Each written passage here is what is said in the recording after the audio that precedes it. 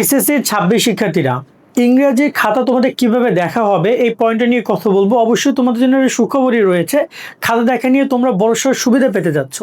দেখো, বর্তমানে শিক্ষামন্ত্রী পরীক্ষা শুরুর আগে তিনি যে সকল থ্রেড শিক্ষকদেরকে দিছেন, আমার মনে হয় না যে শিক্ষকরা আর কেউ তার এই কথায় দ্বিমত প্রকাশ করবে এবং তোমাদেরকে কেউ গুরুত্ব দিবে না বা তোমাদের অসুবিধা করবে। তার সাথে সুখবরগুলো কি কি আমি এক একে ক্লিয়ার করি।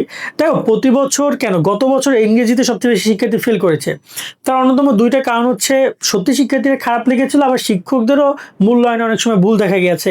অনেক শিক্ষার্থী যারা বোর্ড চ্যালেঞ্জ করছে ওদের রেজাল্ট বোর্ড চ্যালেঞ্জে পরিবর্তন হয়েছে ইংরেজি বিষয়ে।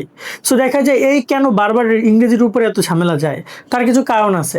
প্রথমত দেখো, অন্যান্য সাবজেক্টগুলোর সাথে ইংরেজি তফাৎ হয় না, কারণ ইংরেজি টোটাল 200 মার্কের মধ্যে 66 পাইলেই পাস। এখন 66 তুমি প্রথম পত্র থেকে পাও, দ্বিতীয় পত্র থেকে পাও, বা দুইটা মিলাইয়া পাও, সেটাও ম্যাটার করে না। তার মানে কি অনেক বড় একটা অপরচুনিটি তোমাদের জন্য। ওকে, সো এখানে শিক্ষামন্ত্রী বলে দিয়েছেন যে তোমরা তোমাদের খাতাগুলো সঠিকভাবে মূল্যায়ন করতে হবে, শিক্ষকদেরকে মূল্যায়ন করতে হবে। অতিরিক্ত যদি কেউ মূল্যায়ন করে তার বিরুদ্ধে ব্যবস্থা নেওয়া হবে।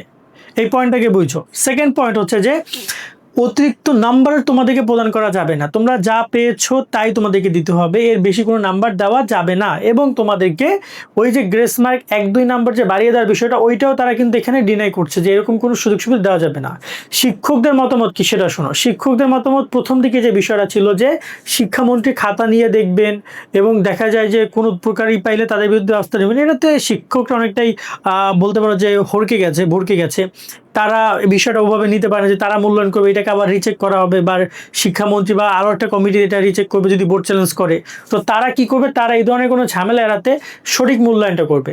তো এতে করে যে সকল শিক্ষার্থীরা সঠিকভাবে খাতাগুলো লিখেছো, বিশেষ করে ইংলিশ ফার্স্ট পার্টে গ্রামার পার্টগুলো, রিডিং পার্টগুলো এবং সেকেন্ড পেপারে গ্রামার পার্টগুলো, এগুলোতে তোমার নাম্বার কাটার সুযোগ নেই যদি হয়।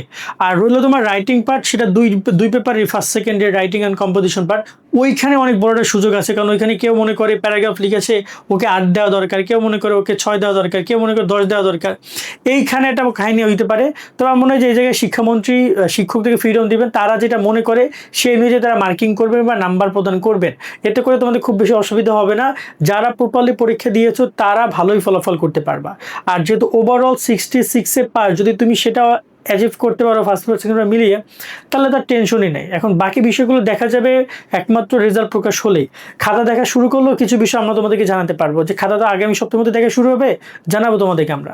তবে তোমরা নিশ্চিন্ত থাকো, তোমাদের খুব বেশি আপত্তিকর অবস্থায় ফেলবে না তারা, বা তোমরা যেভাবে লিখেছো সেভাবে মূল্যায়ন করবে। তবে আমরা শিক্ষকদেরকে রিকোয়েস্ট করব, যদি 2-1 মার্ক গ্রেস দেওয়া সম্ভব হয় দিয়েন। বিশেষ করে যারা কিনা পরীক্ষার খাতা দেখছেন যে 27 পাইয়ে ফেল করছে, 1-2 মার্কের কারণে ফেল করছে, তাদের একটা অপরচুনিটি আপনারা দিতে পারেন। কারণ প্রতি বছর শিক্ষার্থীরা ট্রাই তো করে ভালো পরীক্ষা দেওয়া, কোনো কারণে হয়তো বা হয়ে ওঠে না। সেই হচ্ছে বিষয়গুলো। আজকের মধ্যে ভিডিও এখানে শেষ করছি। সকলে অনেক ভালো থাকবা। আল্লাহ হাফেজ।